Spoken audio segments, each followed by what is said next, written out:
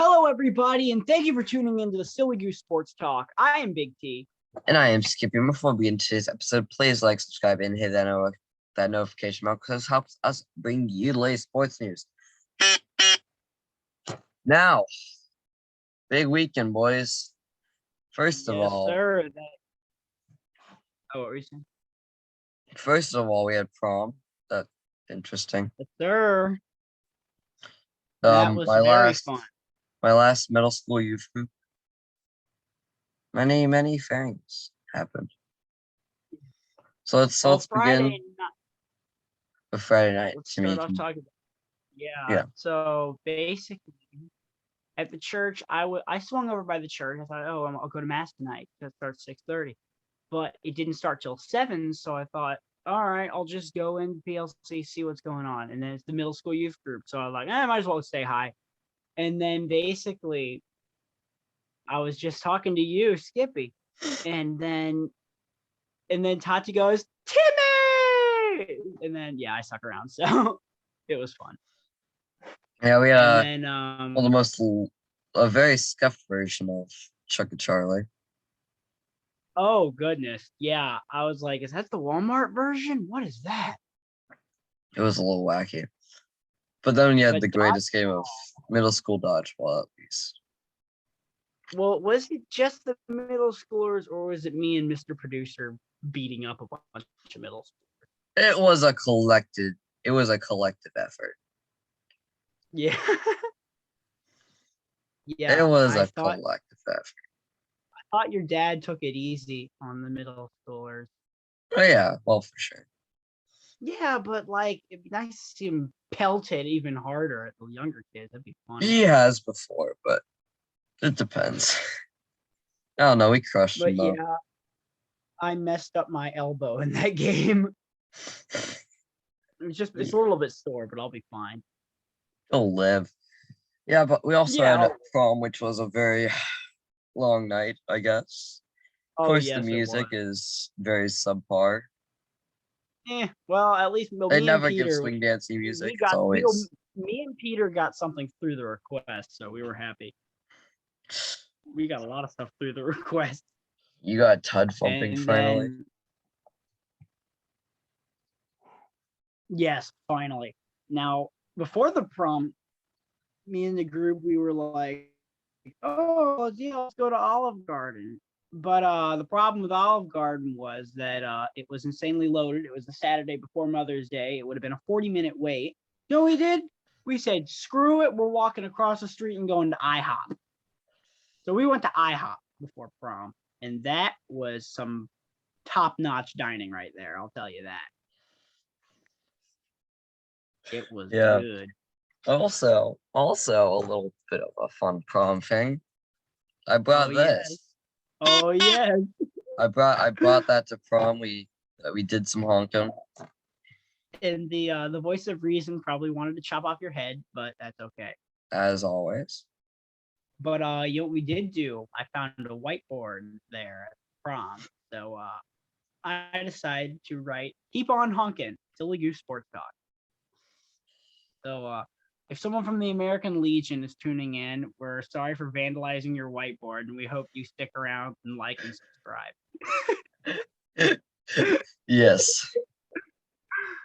But yeah, other than prom, we also had some. I got some practicing with my soapbox car.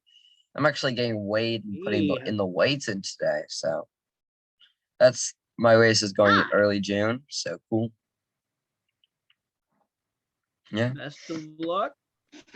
But we got we have a lot of NHL stuff. So I'm gonna begin with the Penguins. Yes, now. Am I good, by the way? Because I have a lot to say here. All right. Pens take game 1 with a triple overtime thriller versus the Rangers with a 4-3 final. Rangers jumped out to a 2-0 lead, but the Penguins fought back to lead 2-2. After that, the Rangers took the lead with 3 minutes left in the second, but the Penguins tied it up less than 90 seconds later. Now, we went to 60 minutes of scoreless hockey, the third period, first overtime, and second overtime. The Penguins' fortune looked to be in trouble when the DeSmith left the game at 9:18 into the second period. In backup, Lewis Domingo I don't know. Domingo Dilingo had come in cold.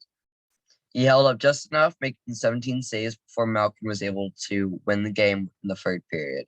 Rangers goalie made amazing 79 saves. Well, it just wasn't enough. That was just game one. So Penguins take game one. Game two, Rangers kind of rolled the Penguins 5-2, but the majority of the goals were not clean and mostly were caused by Penguins' mistakes or tip-offs. Now, one of the goals was a pass behind the net that bounced off Madison's foot, or good enough, foot into the net. Game three was a pretty wild ride with the Penguins off the backs of unlikely star Evan Rodriguez, who had 2 goals and 1 assist and gave the Penguins a 4-1 lead after one. That quickly disappeared as Coach Sullivan, oh my gosh, this is long, would describe it as the worst period in the playoffs, giving up 3 goals. At one point in the period, Rangers were outshooting the Penguins 12-0. The Penguins, the period ended 4-4 tie. The first period was scoreless until Dan Heinen gave the Pens the lead. Jake Gunsel and Jeff Carter both gave empty netters to seal the game 7-4 win. Now, game 4, which was last night. Game 4, which happened to be my last lesson of math. Probably why Dad was so generous and gave me a B. Oof. So, a B on the year ain't that bad. Nice. You know, for someone who's not that good at math. Wait, what'd you get? Class isn't over yet, but I'm saying Algebra 1. Oh, Algebra 1. I don't remember exactly. I think it was high 80s, low 90s. I don't remember. Anyhow, game 4, what a night. The Rangers took an early lead 2 minutes until first. Crosby got a goal 6 minutes later to tie the game. Now, Penguins blew the game off to the hinges in the second period, scoring 5 goals while giving up 1. Malkin added a goal in the third period for a 7-2 win. Now, the Rangers goalie, Igor during intermission, this was the second time he got pulled in the series. Igor will probably win the best goalie during the regular season with leading 2.07 GAA. But the Pens have feasted on him the last 2 home games. Now, Penguins head to New York tomorrow for a 3-1 series lead. And other news consist of Casey DeSmith had core muscle surgery after his injury and will take out the rest of the season. Tristan Jarry did not start to skate, so he might make it back for the end of the series, hopefully. Yeah. But that's why that's why I have Penguins. Get ready for Capitals. Pittsburgh will either finish the job tomorrow night or get it done on Friday. I do not see the Rangers coming back from this. Now in Washington, in game 1 of the Capitals series versus Florida, Tom Wilson scored early in the power play, giving Washington an early 1-0 lead. Florida responded with 2 goals of their own in the first, taking a 2-1 lead. After a scoreless second period, Washington had shades of Pittsburgh in 2018 as Alex Ovechkin stripped the puck from a Florida player and passed it to Evgeny Kuznetsov, who broke away and scored to tie the game. Just a few minutes later, TJ Oshie found the back of the net, giving the Caps a 3-2 lead. When going into the third period, leading, Florida was 39-0-1. When the Panthers went empty net to try to salvage the game, Lars Eller hit goal, making it a 4-2 game and giving the Caps the unlikely win in game 1.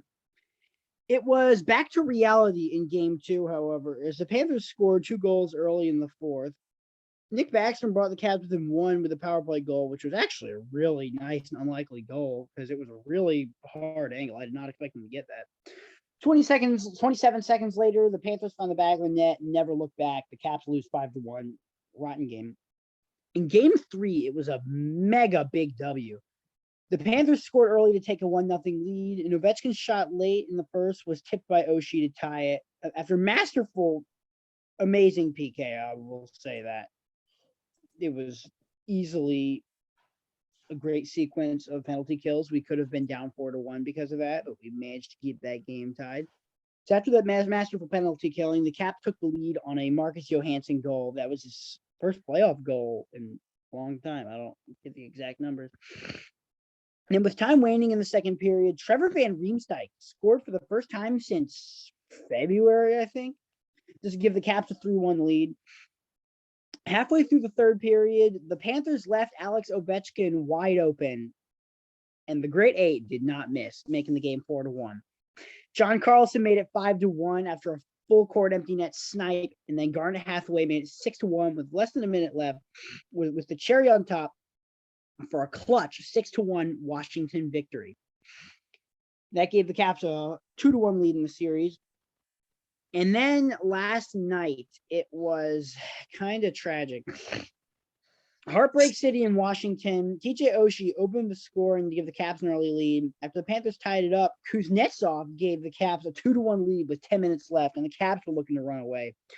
With 3 minutes left to go, the Panthers pulled their goalie and were able to tie the game with 2 minutes left. Sadly, Garnet Hathaway had missed the empty net, and yeah, that was sad.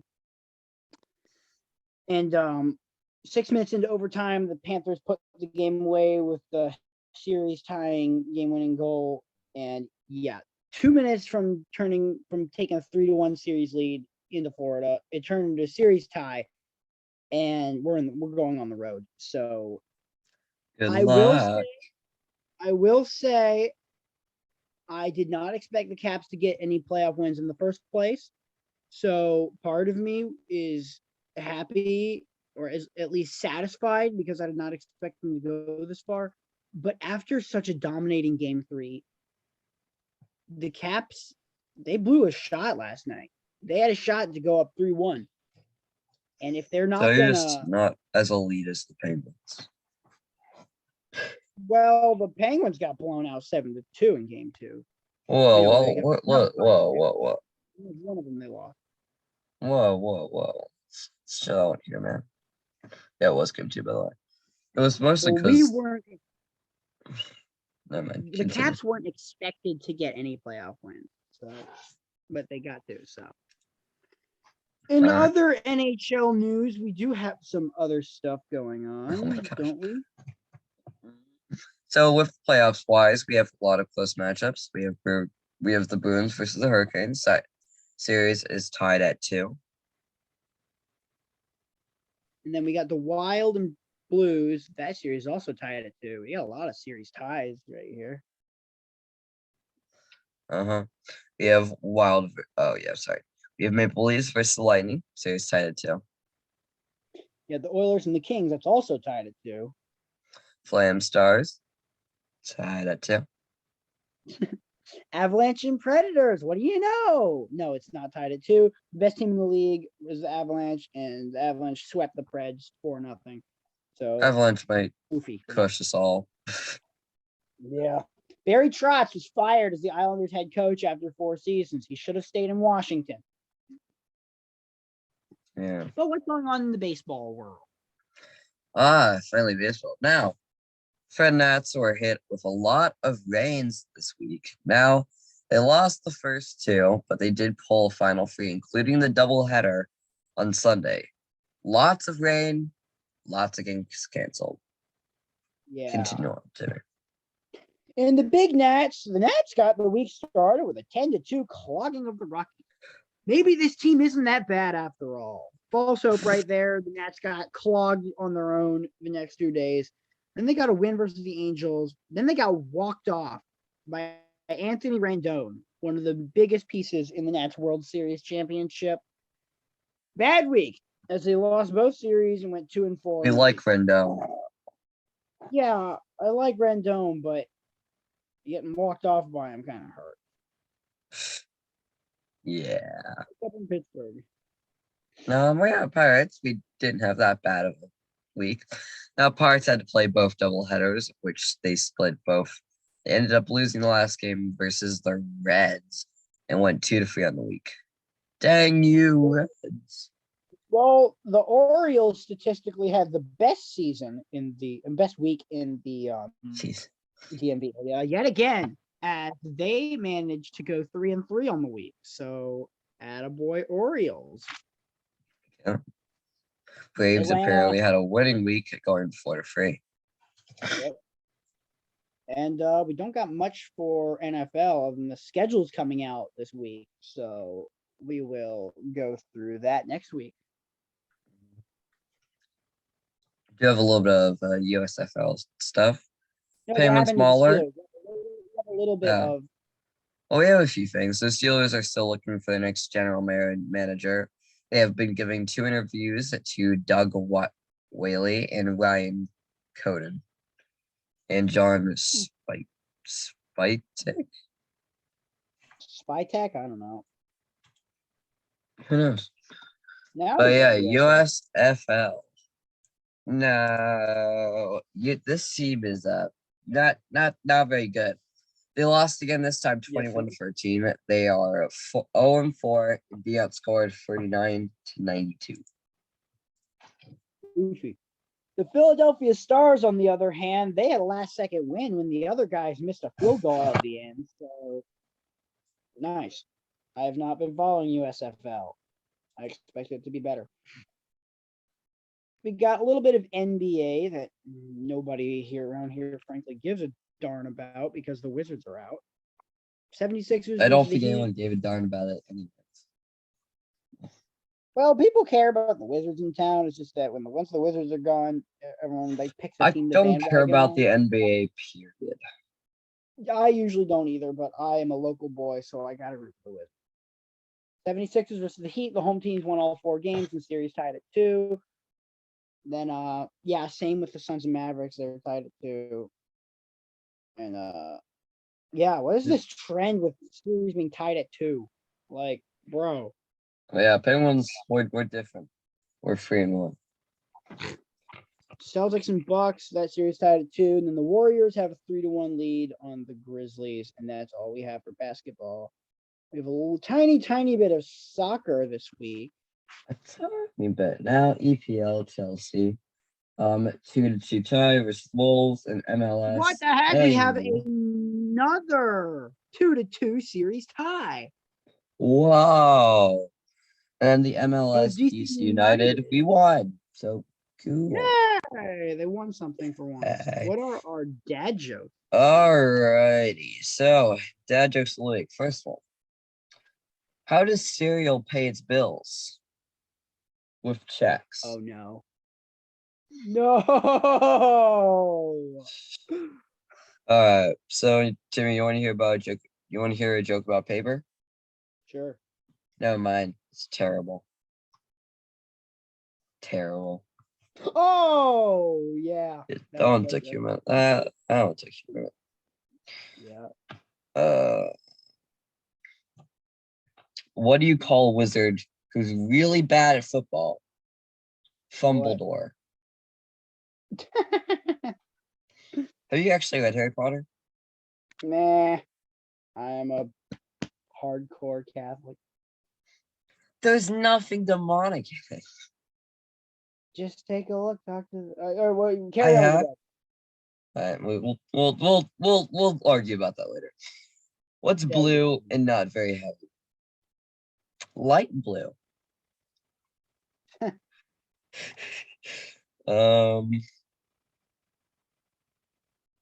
My friend couldn't afford to pay his bill, so I sent him a get well soon card. That one's a little dark, but all right. I like dark. I love dark. Of course you do. Now it's time for Big T's race. It's not even NASCAR minute. It's racing minute. This week was kind of infuriating. I mean, you get John Nemechek winning in trucks, so that was nice. I was able to catch the end of that. Justin Allgaier won the Xfinity race. I took a peek at the leaderboard for that, missed most of that. And then for the Cup race, it was a heck of a show. You had a lot of big crashes. Basically, half the pack was gone by the end of the race. And then you had last sprint to the end, you had William Byron jumping out to a lead. And then Joey Logano ran him down. And instead of trying to pass him cleanly, he punted him going into turn 3, coming to the white flag, which kind of upset me because I like seeing Hendrick Motorsports guys win. But yeah, not meant to be this week. Then Joey Logano gets the win, and Chase Elliott with his 5th place finish. He stretches his points lead to like 65 points now over Byron and Blaney, who are now tied for 2nd place in the points.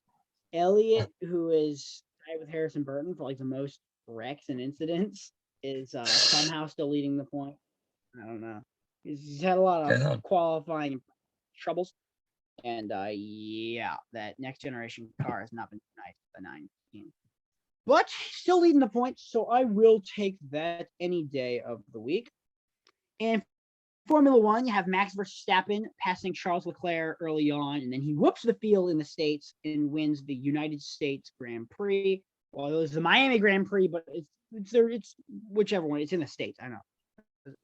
They have like 2 or 3 races in the States this year. The first one goes to Max Verstappen of Red Bull. That's my boy. So, all right. A car question mark? No, there's no that was last week. My bad. I forgot. Okay.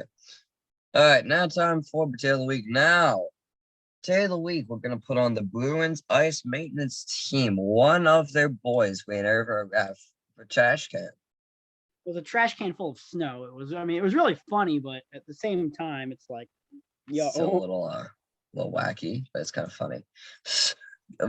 Referees get what they deserve. Actually, hockey refs aren't as obnoxious as like baseball refs and football refs. Yeah, absolutely. The thing with the hockey refs is a lot of them are these like frail old guys. I don't like seeing old guys get run over. Yeah, but they're still better than like baseball. Yeah, baseball umps are obnoxious. They are not the smartest. Cough, Angel Hernandez. Cough, yeah. Rob Taylor of the Week, Rob Taylor of the Week, we're gonna put fans who are messing with Chris Paul's family during the game on Sunday. That's not cool, man. Messaging, yeah. That's not very poggers of you. Not very swag. Yeah. Now we also have Jag of the Week, and this is actually our first Jag off reduction. So apparently, Mom messaged the people at UTS. And the reason, if you remember last week, they changed their thing to sunflower mostly. And according to the people, that they can't actually get cottonseed oil to make their thing with because of a certain someone in the supply chain issues. So because of a certain someone, gosh dang Skippy can't get his dang potato chips.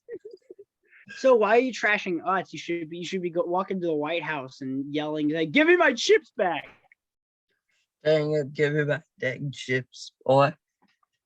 Yeah, but well, the thing is, we didn't know. I thought it's out of spite or just because it's cheaper, but no, it's just still cool. Now, apparently, their little mini bags are still cottonseed. So like the variety packs with like mini bags. So now I have like at least like 40 bags all to myself. And my sisters aren't allowed to touch it. That's a kind big of fun. W. But yeah, sweep to the week. We're going Big T, my boy, for making it a clutch during dodgeball. Listen, you saved the dream. It was I'm not that good.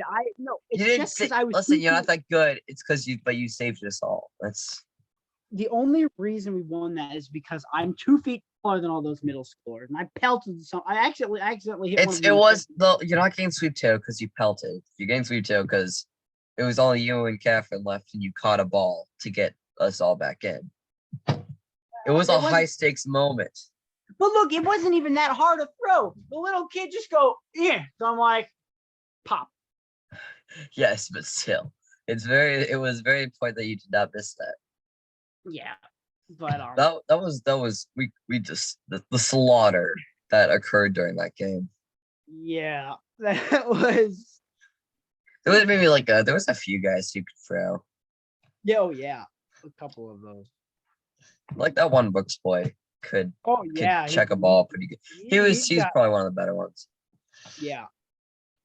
Anyways, now we have still use the week. Rich Strike won the 148th running of the Kentucky Derby at Churchill Downs in California and Louisiana. Jeez, this is worded weirdly. Louisiana, Kentucky on Saturday. The horse entered the race. Hold on. Louisiana, Kentucky? What the heck is that? I'm confused. What's going on here? Louisville. Oh. That's my fault. On Saturday, the horse entered the race at 80-1 odds, the biggest long shot in a 20-horse field. Rich Strike began the Derby week as an alternate that wasn't added to the field until Friday when another horse pulled out of the race. Now, that being said, they won big time. Yeah. And whoever gambled on them also won. Let's just say my dad did not win his bet. Oof. Now, segment number 10, we have Big T's music notes to finish us off here. Sure we do. We have a couple of debuts this week. We have You Didn't by Brett Young enters the chart this week at number 40. Out in the Middle by Zach Brown Band makes its debut at number 38. So good for them. You got a lot of stuff, a lot of movement in the charts this week, to say the least, because where'd my link go? I had the link. So speaking of country music, I will say that the songs of the summer are really coming up. The cream of the crop is rising to the top, and I need to stall for about 25 more seconds before I get this link to load. And Skippy, what's your favorite country song on radio right now? Slow Down Summer at the moment. That is a good one.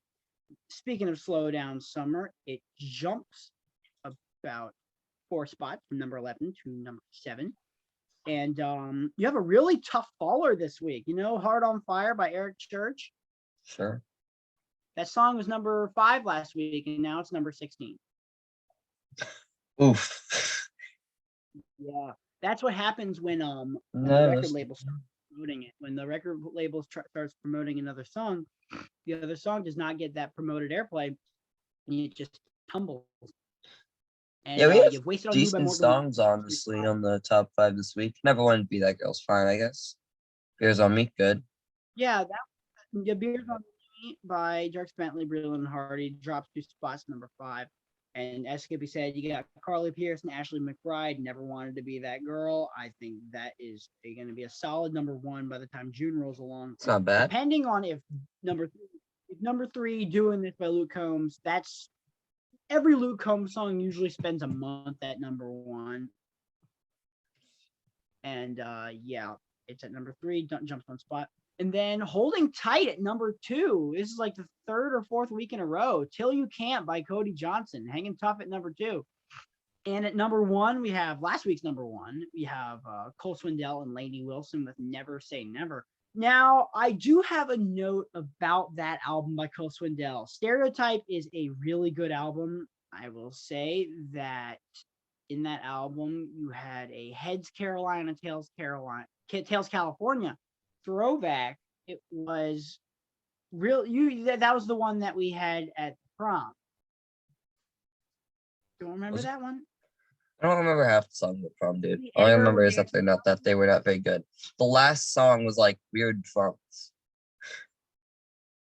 We went to one more song, then you had that. Yeah. It was whack. Speaking of that Cole Swindell song, we got that at the prom. That was good. And also on that album, you had Walk on Whiskey, which is a closer. Really, really good song on there, in my opinion. And that concludes Big T's music notes for the week. Next week, we have next week, ladies and gentlemen, 1-year anniversary. Just about next week. We have Adam coming on, I believe. Hopefully. But be prepared for the 1-year anniversary. Make sure to tell all your friends. 76 subscribers right now. Pretty good. Wait, we passed 75?